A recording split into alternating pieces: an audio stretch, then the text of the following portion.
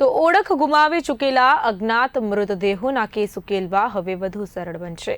અમદાવાદની government dental college and હોસ્પિટલના doctor Jaishankar પી પિલ્લઈએ ભારતનો પ્રથમ ફોરેન્સિક ડેન્ટલ ડેટાબેઝ તૈયાર કર્યો છે.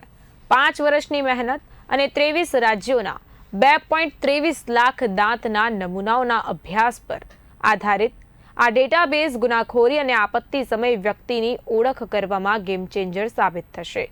વિદેશી નિર્ભરતા ઘટાડતી આ ટેકનિક ભારતની ફોરેન્સિક ક્ષમતામાં મોટો વધારો કરશે.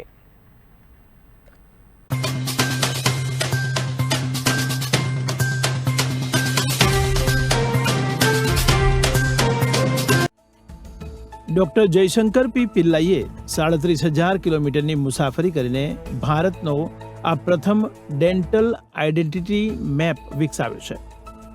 નેશનલ ફોરેન્સિક સાયન્સીસ યુનિવર્સિટી દ્વારા પ્રમાણિત આ સંશોધન દ્વારા મૃતદેહના પ્રદેશની 36% અને લિંગની 63% સચોટ ઓળખ મેળવી શકાય છે.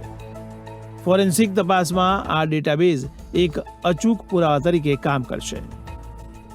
આ જે ડેટાબેઝ કલેક્ટ કરવાનો જે મેઇન મુદ્દો objective because we were lacking database, so this will fill that gap.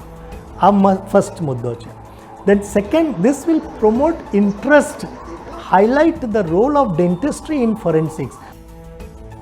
દાંતમાં સડો થવાની પ્રક્રિયા ખૂબ ધીમી હોવાથી તે ફોરેન્સિક પુરાવા માટે શ્રેષ્ઠ સ્ત્રોત ગણાય છે.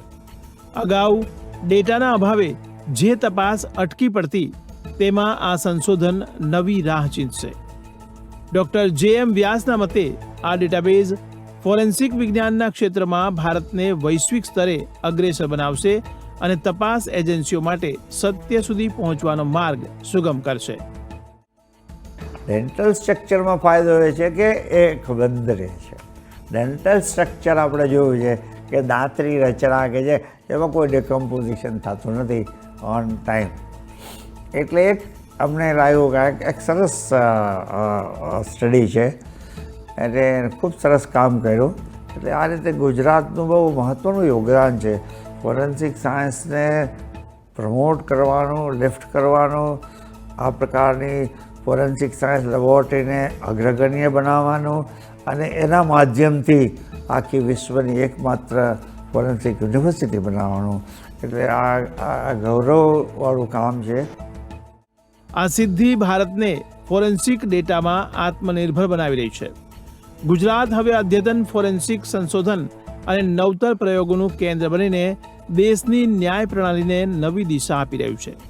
બ્યુરો રિપોર્ટ, બી ઇન્ડિયા.